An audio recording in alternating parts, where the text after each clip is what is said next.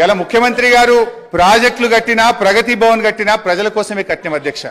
కానీ వీళ్ళు ఏం చేసిందంటే అధ్యక్ష, ప్రాజెక్టుల మీద దుష్ప్రచారం, చివరికి ప్రగతి భవన్ మీద కూడా దుష్ప్రచారం చేసినారు.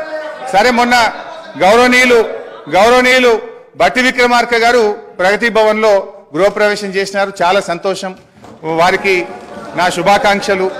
అయితే అధ్యక్ష, గతంలో ఇదే నాయకులు ఏమని చెప్పిన అధ్యక్ష, ప్రగతి భవన్ లో 150 గదులున్నాయని, బుల్లెట్ ప్రూఫ్ బాత్రూమ్లు ఉన్నాయని, 250 సీట్లున్న సినిమా థియేటర్లు ఉన్నాయని, స్విమ్మింగ్ పూల్లు ఉన్నాయని చెప్పిండ్రు. మరి ఇప్పుడు బట్టి గారు చెప్పాలి ఎన్ని రూములు ఉన్నాయో, స్విమ్మింగ్ పూల్లు ఉన్నాయా, ఏమున్నాయో ఇప్పుడు బట్టి గారు సమాధానం చెప్పాలి. అధ్యక్ష, మా నాయకుడు తన కోసం ఆలోచించలే. మొన్న ఆసుపత్రి నుంచి డిశ్చార్జ్ అయితే కనీసం ఆయన ఒక ఉండడానికి ఇల్లు కూడా కట్టుకోలే అధ్యక్ష. ఎమ్మెల్యేగా ఉన్నప్పుడు 500 గజాల స్థలంలో కట్టుకున్న ఇంటికి, అదే పడావుబడ్డ ఇంటికి సున్నం వేసుకొని తిరిగి ఆ ఇంటికే పోయి ఉన్నటువంటి ఇవాళ నిజాయితీ మా ప్రభుత్వాన్ని, మా కేసీఆర్ అధ్యక్ష.